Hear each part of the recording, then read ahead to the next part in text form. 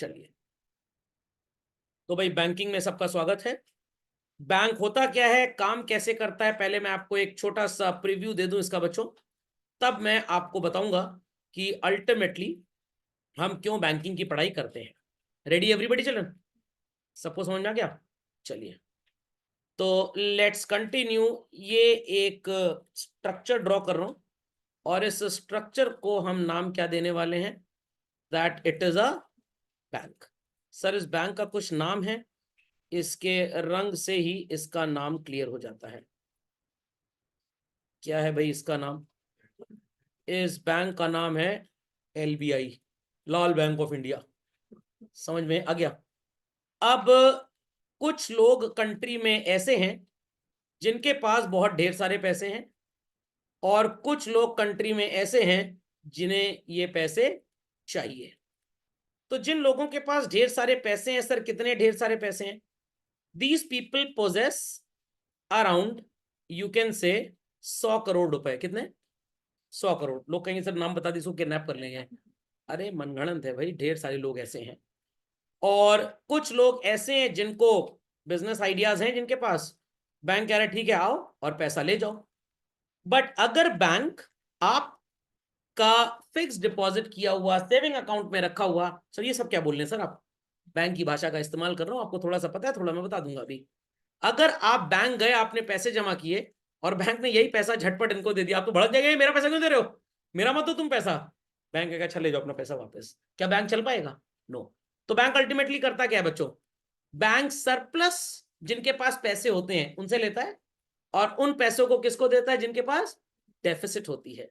So these people who put their money into bank children are called as what? Surplus units. क्या बोलते हैं इनको? Surplus units. और जिनको ये पैसा दे दिया जाता है बच्चों, they are called as what? Deficit units. खोपड़े में बात गई या नहीं गई? समझना क्या? अब क्वेश्चन ये उठता है कि जब हमने आपके पैसे को आगे लेंड कर दिया, तो जिसका पैसा था वो तो कल को पैसा मांगने आएगा वापस, और बैंक के पास पैसा होगा नहीं। तो इस केस में बैंक क्या हो जाएगा? इंसॉल्वेंट हो जाएगा। तो यहां पे under reserve bank of India instruction, इस इंस्टीट्यूशन को अपने पास कुछ मिनिमम अमाउंट सेफ साइड लेके चलना पड़ता है बच्चों। इस मिनिमम अमाउंट को बोलते हैं CRR या LRR। एंड एक और होता है that is known as SLR। बातें करेंगे इसकी हम लोग देर में। तो आरबीआई कह रहा है कि भाई 25% पैसे आप लेके चलिए अपने पास, क्योंकि ये उम्मीद लगाई जा रही है रिसर्च के अकॉर्डिंगली कि जो भी इंसान पैसा जमा करेगा वो 25% ही लेने आएगा, उससे ज्यादा लेने नहीं आएगा। सर मान लीजिए आ गया, तो मान लीजिए आ गया शॉर्ट टर्म नीड के लिए, तो आरबीआई अपने खजाने से दे देगा। और ऐसा अगर बहुत प्रेवलेंट हो गया तो आरबीआई बैंक से पूछेगा भाई कितने परसेंट लोग पैसा लेने आते हैं तुम्हारे यहाँ? बैंक कहेगा भाई 35%। कहेगा ठीक है लिमिट बढ़ा के 35% कर दो। Is that clear? तो this limit could be raised accordingly. कुछ लोग तो ऐसे भी होते हैं, they only deposit, they never withdraw for a long duration of time, तो उनका तो पूरा 100% पैसा पड़ा है, हम उनके पैसे में से किसी को दे सकते हैं। So that institution which take deposits from people who have surplus money and lend the same money to those people who have deficit, who want them. This type of institution is called as what children? Bank. खोपड़े में बात गई? खोपड़े में बात गई बच्चों? पक्का? अब यहां पे आपको एक टॉपिक नजर आ रहा होगा जो बड़ा ही अजीब तरह का लिखा है। सर कमर्शियल बैंक लिखा है एंड सेंट्रल बैंक लिखा है। तो भाई सेंट्रल बैंक कौन होता है और कमर्शियल बैंक कौन होता है? जो कंट्री के टॉप मोस्ट बैंक होते हैं, which ultimately controls the whole financial system children, that is the apex bank.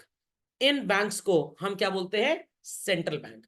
India में इसे आरबीआई के नाम से जाना जाता है, यूएसए में इसे फेडरल रिजर्व सिस्टम के नाम से जाना जाता है, और एलिजाबेथ मौसी के देश में बैंक ऑफ इंग्लैंड के नाम से जाना जाता है। समझ में आ गई बात? जिन बैंक्स को ये गाइड करता है, मॉनिटर करता है, बताता है कैसे आपको एक्टिविटीज करनी है, इन बैंक्स को क्या बोलते हैं बच्चों? कमर्शियल बैंक्स बोलते हैं। Why commercial banks? बिकॉज इनका मोटिव प्रॉफिट कमाना है, वेयर एज प्रैक्टिकली हमारे central bank that is RBI का मोटिव प्रॉफिट कमाना नहीं है। इतना ज्ञान सबको समझ में आ गया? पक्का? तो इंस्टीट्यूशन बैंक किसको बोलते हैं? That institution which take deposits from people and lends that same money to those who require it. किसी जमाने में बैंक बस इतना ही काम करते थे, बट ये काम बड़ा आम हो चुका है। तो आज जो बैंक्स काम करते हैं बच्चों, ये काम नहीं करते, they actually do investment banking. आप बैंक जाओ, कहेंगे इंश्योरेंस खरीद लो, कहेंगे म्यूचुअल फंड में पैसा लगा दो, क्योंकि ये काम तो नॉर्मली डिजिटलाइजेशन की वजह से काफी ऑटोमेटेड हो चुका है, तो यहाँ पे अब एम्प्लॉयज की जरूरत नहीं है। तो एम्प्लॉयज को अगर बैंकिंग सिस्टम में एज ऑफ टुडे सस्टेन करना है, तो they have to move to investment banking, where bank sells insurance policies, where bank sells mutual fund schemes and all that. तो आपको जो बैंकिंग पढ़ाई जाती है वो वही 2 कौड़ी की बैंकिंग है जो आज प्रैक्टिकली ऑटोमेटेड हो चुकी है। इन्वेस्टमेंट बैंकिंग आपको एमबीए में पढ़ाई जाएगी। समझ में आ गई बच्चों बातें? समझ में आ गया what is a bank basically? चलिए, तो बैंक सर डिपॉजिट्स किस प्रकार के लेता है? 4 तरह के डिपॉजिट्स होते हैं children.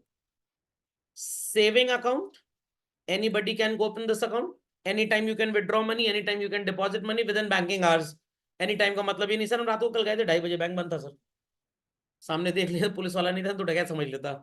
Businessman can open the account for keeping their money, और इस अकाउंट को बोलते हैं करंट अकाउंट। और यहाँ पे बच्चों एक एडवांटेज सबसे बड़ा क्या होता है कि जितना आपने डिपॉजिट किया है आपकी रेपुटेशन के अकॉर्डिंगली आप उससे कहीं ज्यादा विड्रॉ कर सकते हैं। तो अगर आप बैंक के एक अच्छे कस्टमर हैं, 10 करोड़ रुपए आपके करंट अकाउंट में है, पिछले 20 साल से आप बैंक के साथ बिजनेस कर रहे हैं, हमेशा जितना पैसा पड़ा होता था उतना ही आप चेक काटते थे, कभी आपका डिफॉल्ट नहीं हुआ, तो बैंक कहेगा भाई बिजनेस आपके साथ बढ़ाया जा सकता है। What they will say, 10 crore आपके पास है, 4 करोड़ और दे देंगे, चेक काट दीजिएगा, ऑनर कर देंगे। इस एक्स्ट्रा विड्रॉल पे they will charge interest.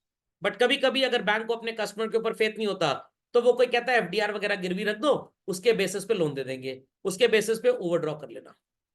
There after children हमारे पास अगला डिपॉजिट जो आएगा that is called as recurring deposit.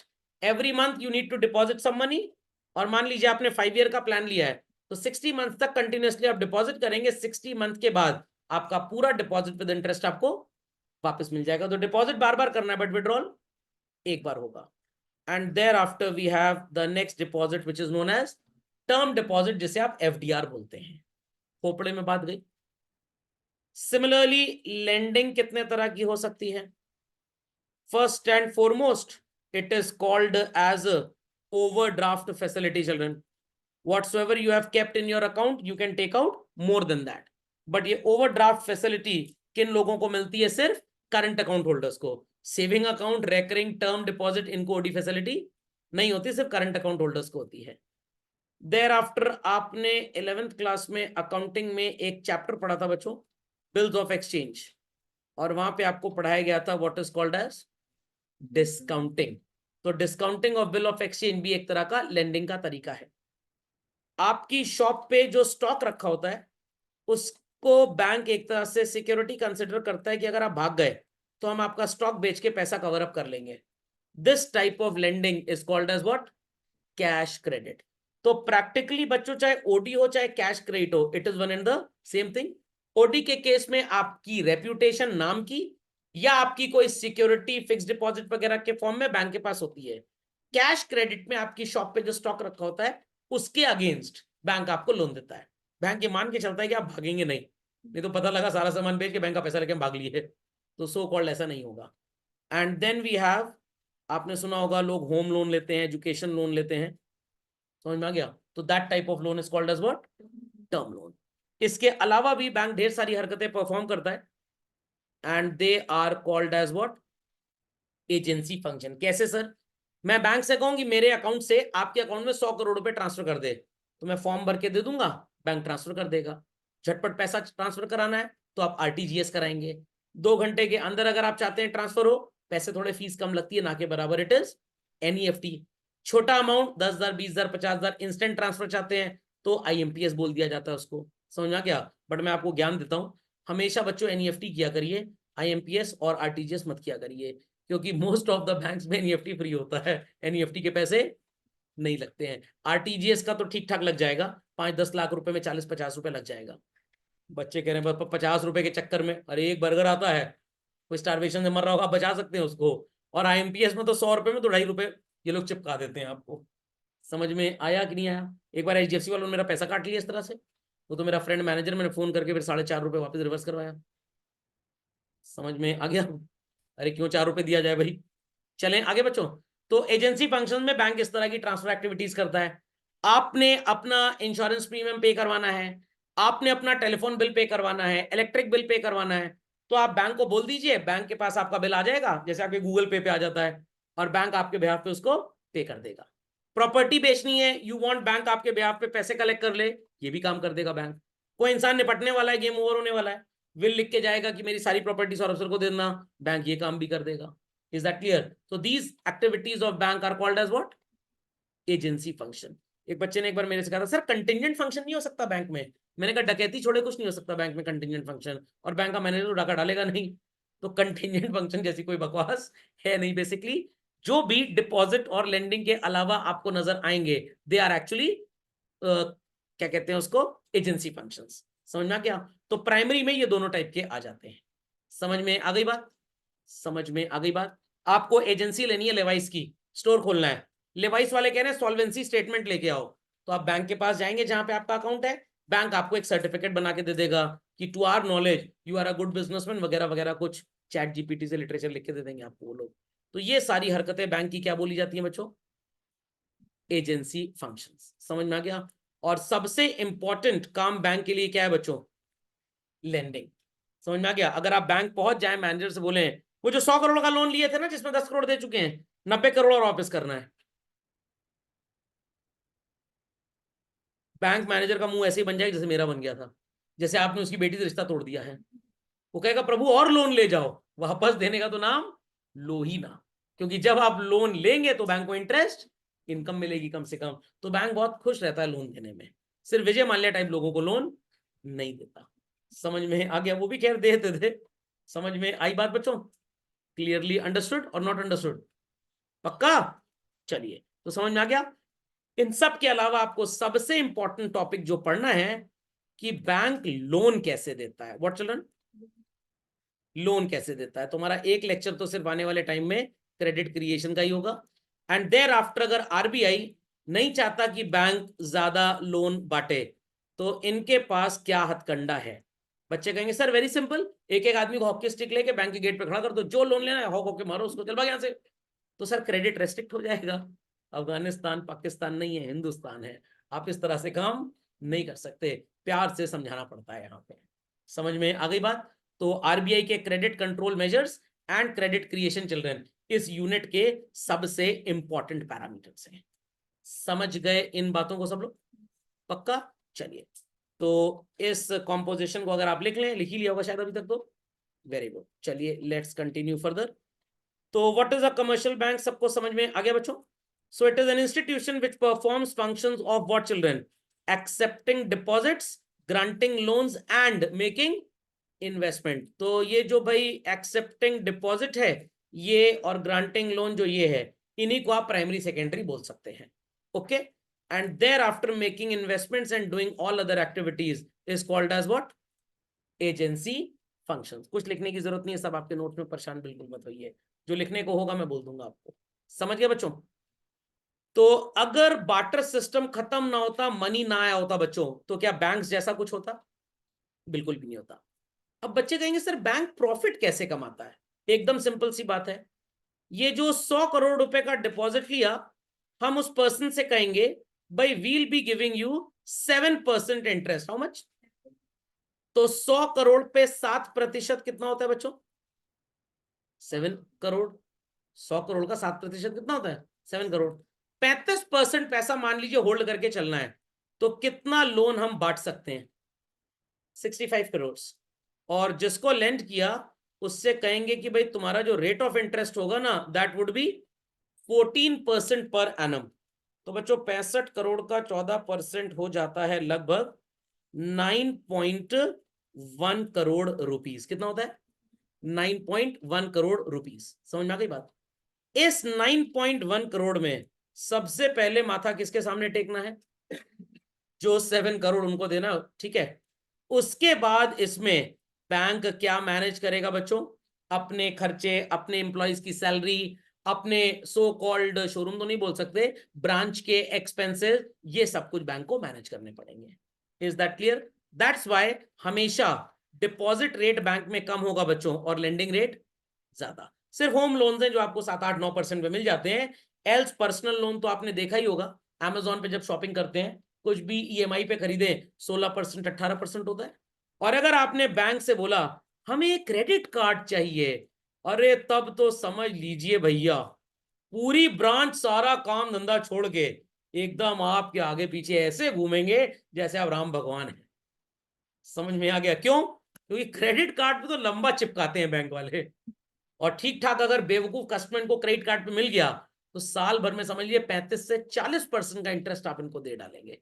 Credit card से शॉपिंग करके ऑयल खरीद रहे हैं, बिल पे करना भूल गए, और उसके बाद 2.5 से 3% पर मंथ का इंटरेस्ट चिपकाते हैं ये लोग। तो दुनिया में कितनी भी गलतियां कर देना बच्चों, सबसे मुक्ति पा जाओगे, किस चुड़ैल से मुक्ति कभी पाओगे ही नहीं? Credit card. यस, अगर दूर से भी लग रहा है कि बैंक का एम्प्लॉय क्रेडिट कार्ड के लिए फोन कर रहा है तो समझ लीजिए आत्महत्या कर लीजिएगा, वो बेटर है क्रेडिट कार्ड खरीदने से अच्छा।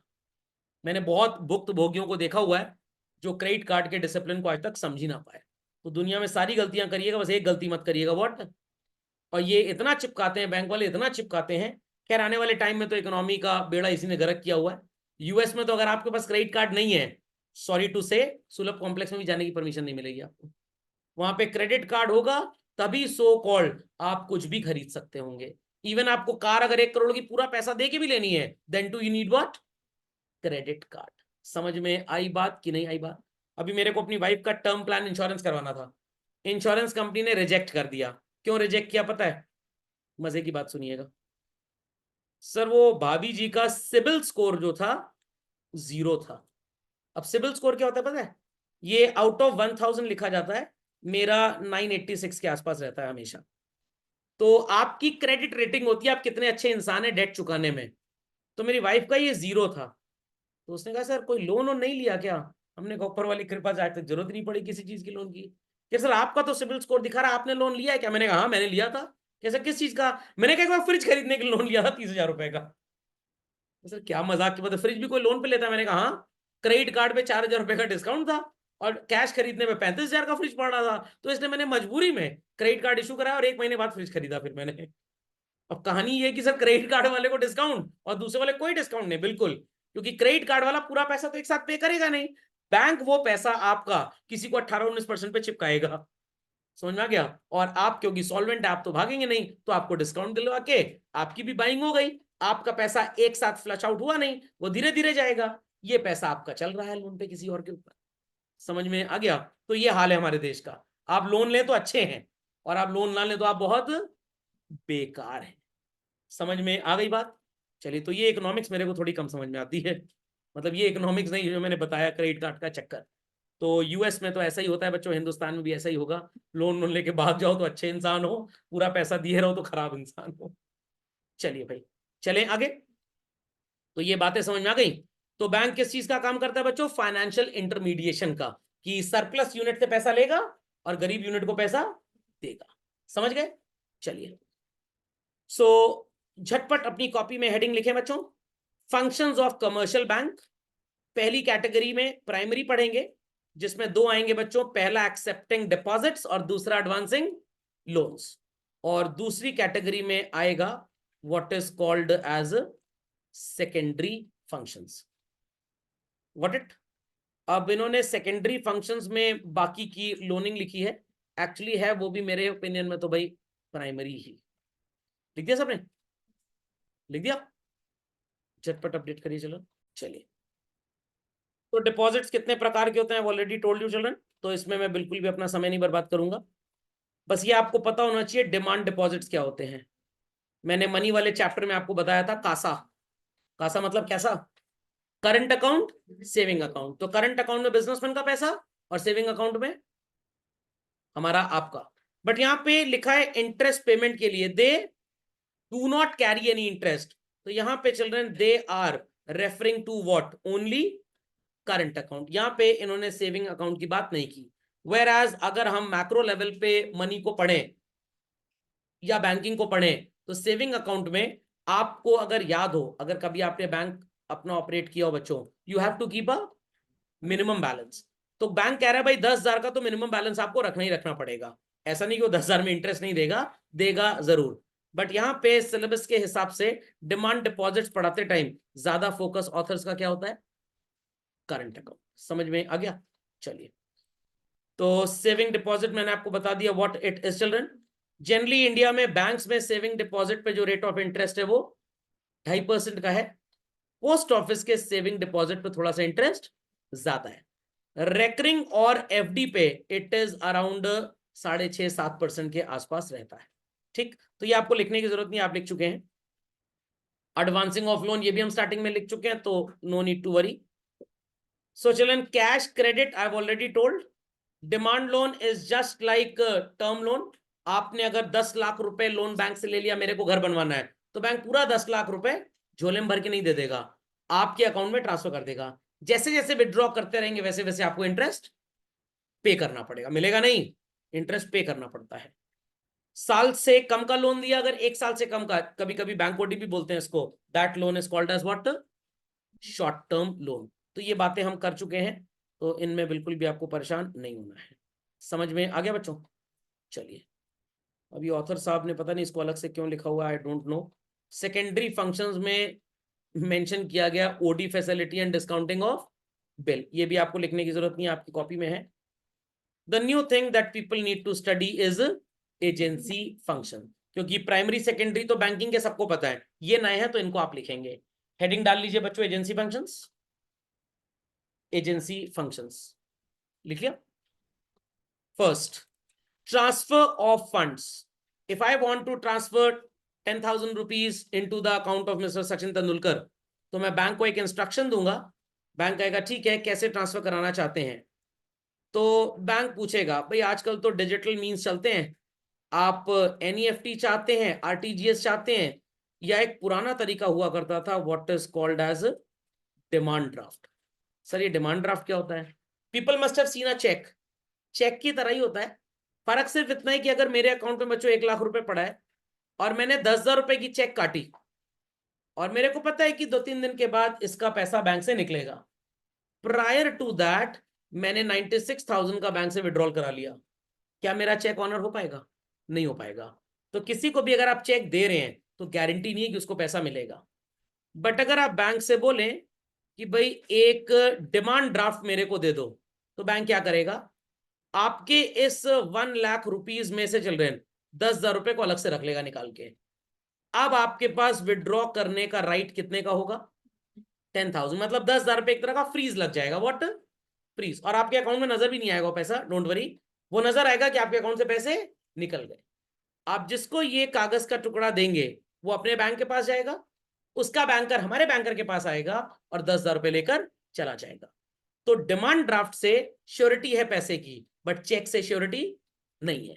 बट एज ऑफ टुडे बकवास हो चुका है सब, अब जो दुनिया में चलता है it is NEFT and RTGS, या वो गूगल पे एंड ऑल दैट। चिल्ड्रन समझ में आ गया? Second children, collection of payment for various items. मैंने अपने बैंक को बोला है कि भाई इंटरेस्ट जो भी मेरा एफडी पे बने वो मेरे सेविंग अकाउंट में डाल दिया करो। रिलायंस वालों को बोला है शेयर्स का डिविडेंड एचडीएफसी बैंक की सो एंड सो ब्रांच में जमा करा दीजिए। Whatsoever so called rotary club वगैरह के जो मेरे पेमेंट्स होंगे, मैंने बैंक से बोला है एनुअल पेमेंट आप पे कर दिया करिए। रेंट मैंने ताजमहल किराए पे लिया था लोगों की व्यूइंग के लिए, 100 करोड़ रुपए पर डे का रेंट है, वो मेरा बैंक पे कर देता मेरे बिहाफ पे। सिमिलरली आई हैव टू पे टैक्सेस, मैं जाऊंगा निर्मला सीतारमन जी के घर दरवाजा खटखटाऊंगा, आंटी जी टैक्स, नो, मैं बैंक के पोर्टल के through he central board of direct taxes income tax e filing की वेबसाइट पे पेमेंट कर दूंगा जाके। आई हैव टू पे insurance premium, so called insurance premium पे करने के लिए क्या बोलेंगे एजेंट से, जाओ बुला के लाओ कंपनी के मैनेजिंग डायरेक्टर को, लिफाफे में 1100 रुपए दे देंगे उसको। नो, आप इंश्योरेंस कंपनी के पोर्टल पे जाकर ऑनलाइन पेमेंट कर देंगे। या तो आप ये सब काम खुद करें या बैंक को इंस्ट्रक्शन दे दें, जैसे मैंने बैंक को इंस्ट्रक्शन दिया है मंथ एंड में सो एंड सो मनी इस म्यूचुअल फंड में इन्वेस्ट कर देना, तो उसको बोलते हैं ECS. What, ECS full form होता है बच्चों electronic clearing and settlement, automatically money bank से डिडक्ट हो जाएगा। सिमिलरली आप अपने बैंक को बोल दीजिए कि भाई हर 3 महीने के एंड में हमारे स्कूल की इतनी फीस है, बैंक 3 महीने के एंड में ऑटोमेटिकली पेमेंट कर देगा। बट स्कूल पास होने के बाद स्टॉप पेमेंट लगवा दें तो पेमेंट जाता रहेगा। Is that clear? समझ में आ गया? आपने मान लीजिए हॉस्टल लिया हुआ है अपने कॉलेज में, हर महीने आपको 10,000 रुपये हॉस्टल का रेंट देना है 4 तारीख को, तो आपके पापा ने बैंक को इंस्ट्रक्शन दे दिया, बैंक ने हॉस्टल का अकाउंट नंबर फीड कर लिया अपने पास और इंस्ट्रक्शन फीड कर दिया कंप्यूटर में कि हर महीने की 5 तारीख को यहां से पैसा ट्रांसफर हो जाएगा। So this is collection and payment of various items. समझ गए? कुछ दिन पहले मेरे अंकल को जाना था सो कॉल्ड कहीं विदेश घूमने, तो he called me and said कि भाई डॉलर्स का इंतजाम कहाँ से हो जाएगा। तो मैंने कहा आपको डॉलर किस लिए चाहिए? कह रहे हैं सो कॉल्ड वहां पे जो करेंसी चलती है उससे इसको एक्सचेंज कर लेंगे। मैंने कहा तो सीधे भाई करेंसी ले जाइए, नहीं समझे? Rupee gets converted into dollars and dollar को फिर उनको शायद येन वगैरह में कन्वर्ट कराना था, तो मैंने कहा सीधे ही आप रूपी को किस में कन्वर्ट करा लीजिए, येन में। कह रहे हाँ ये बात भी सही है, 2 बार का एक्सचेंज का जो ट्रांजैक्शन चार्ज आपको देना पड़ता है 2-4-5% वो 2 बार लगेगा, पहले rupee into dollar then dollar into yen. समझ में आ गया? तो ये बच जाएगा कम से कम। तो उन्होंने डायरेक्ट एक्सचेंज कर लिया। तो क्या जापानीज प्राइम मिनिस्टर को यहाँ बुला के लाए थे हम, चल आजा अपने हाथ पैसे लेते आना, इतना गया गुजरा नहीं है। तो जापानीज प्राइम मिनिस्टर में कंफ्यूज मत होइएगा।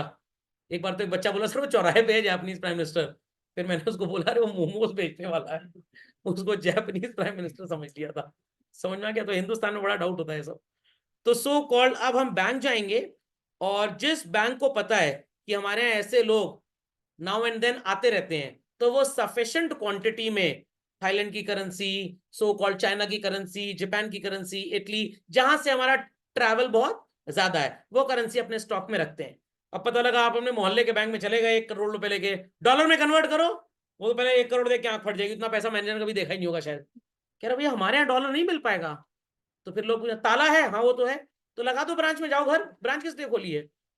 तो भाई उसके यहाँ डेली एक्सचेंज होता नहीं था तो उसने रखा नहीं, वो रिक्वेस्ट करेगा कि भाई कल मैं हेड ऑफिस से आपको डॉलर्स लाके दे दूंगा। एल्स आपको बैंक बता भी देता हमारी सो एंड सो ब्रांच में आप जाइए तो वहां आपको डॉलर्स मिल जाएंगे। अब जैसे दिल्ली मुंबई वहां पे इंटरनेशनल टूरिस्ट बहुत आते हैं, तो वहां पे हर दूसरी तीसरी ब्रांच में फॉरेन करेंसी रखी है, बट प्रयागराज लखनऊ ऐसे शहरों में कम जगह मिलती है ये। Is that clear? इनके अलावा कुछ करेंसी एक्सचेंज शॉप्स होती है जैसे वेस्टर्न यूनियन और ऑल दैट, वहां से मिल सकता है। बट अगेन बच्चों सिलेबस दादाजी के जमाने का है, आजकल जो दुनिया में चलने लग गया है ये फॉरेक्स कार्ड। जैसे एचडीएफसी बैंक का मैंने लिया था, not for me for my uncle, तो लगभग 75 से 80 करेंसीज पहले से लोडेड रहती हैं। अब उसमें कुछ ऐसा होता है जैसे आपने 2 लाख रुपए रिचार्ज कर लिया, you go to US, ATM में लगाइए, जितने डॉलर निकालेंगे रुपये में उतना पैसा कट जाएगा। फिर आप वहां से मान लीजिए कनाडा चले गए, कैनेडियन डॉलर आपने निकाला, वहां से पैसा कट जाएगा। तो आपका currency exchange charge practically zero ही है इसमें एक तरह से, क्योंकि यहाँ बार बार आपको करेंसी एक्सचेंज, और सेफ भी है, कोई जेब कतरा पीछे लग गया मान लीजिए तो डॉलर पार कर देगा। समझ में आ गया? तो सर हम क्या करेंगे, एक जेब में से डुप्लीकेट डॉलर भरे रहेंगे, कहीं कस्टम वालों ने चेक कर लिया वो आपको जेल में भर देंगे जाकर। Is that clear? तो फॉरेक्स कार्ड सबसे अच्छा है, बट फॉरेक्स कार्ड भी कौन देगा? मेरे पापा, बैंक देगा। हाँ आपको आपके पापा दे सकते हैं, उनको बैंक देगा। तो अब जो सिलेबस में लिखना चाहिए अपडेटेड वो नहीं लिखते, पुराने जमाने का लिखते हैं। तो लिख दीजिए purchase and sale of foreign exchange as well as issue of forex card. समझ में आ गई बात बच्चों? तो अभी मैं लेक्चर से पहले जिक्र ही कर रहा था कि क्यों बैंकिंग हमें पढ़ना चाहिए, इन्हीं सब चीजों के लिए कि हमें क्या सो कॉल्ड बेनिफिट्स एंड नुकसान होते हैं। समझ गए बच्चों? लिख दिया फॉरेक्स कार्ड? चलिए, आपको अगर शेयर्स वगैरह में बाइंग सेलिंग करनी है तो बैंक वो भी काम कर देगा। यू नीड सम एडवाइस कि कैसे मैं अपना टैक्स बचा सकता हूं, तो बैंक बोलेगा हमारे यहाँ म्यूचुअल फंड है वो खरीद लीजिए, हमसे इंश्योरेंस प्लान ले लीजिए, हमारे यहाँ टैक्स सेविंग फिक्स डिपॉजिट करा दीजिए, तो आपका टैक्स बच जाएगा। कोई निपटने वाला है उसने अपनी विल में लिख दिया कि मेरे लिए यहाँ पे गड्ढा खुदवा देना या यहाँ चिता जलवा देना, वो बैंक ये काम भी कर देगा। What it you want to set up a franchise of McDonald's, McDonald's का हेड ऑफिस कह रहा है अपने बैंक से एक चिट्ठी लेकर आइए कि आप एक सॉल्वेंट पर्सन है, आप विजय माल्या के रिश्तेदार नहीं है, तो बैंक अगर प्रॉमिस करेगा तो हम सो कॉल्ड आपको अपना फ्रेंचाइज दे देंगे। डन? चलन एक और लिख लेंगे आप, 5th 6th 7th 8th, act as a guarantee. No act as a guarantee का मतलब भी बड़ा आसान है।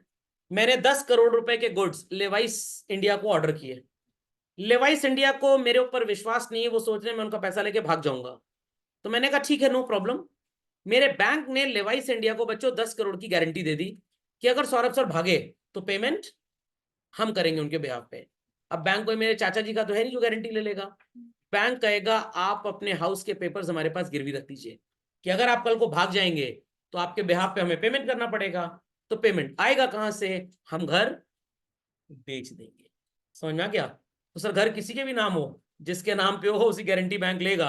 अगर घर मेरी मम्मी के नाम पे है तो बैंक मेरी गारंटी नहीं लेगा। समझ गए? तो जनरल यूटिलिटी फंक्शन बच्चों हम लोग अगले लेक्चर में पढ़ेंगे। समझ गए? I hope so lecture was not at all पकाऊ, काफी नया ज्ञान लोगों को मिल गया। चलिए that's all for today. Video upload होगा थोड़ा लाइक कर दीजिएगा, फॉरवर्ड भी कर दीजिएगा उन दोस्तों के पास जिनका मेरे पास, जिनके पास मेरा एक्सेस नहीं है।